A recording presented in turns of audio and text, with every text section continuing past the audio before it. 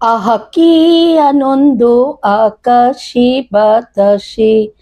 আজকে প্রচুর আনন্দ করেছি, ঘরের বাচ্চা কাচ্চা নিয়ে, পরিবার নিয়ে, বাইরের পরিবার নিয়ে, মানে আমরা বেশ কয়েকটা পরিবার মিলে খোলা আকাশের নিচে, খোলা ছাদে, কুয়াশা পড়ছে, লাইট জ্বলছে, অনেক মজা করেছি।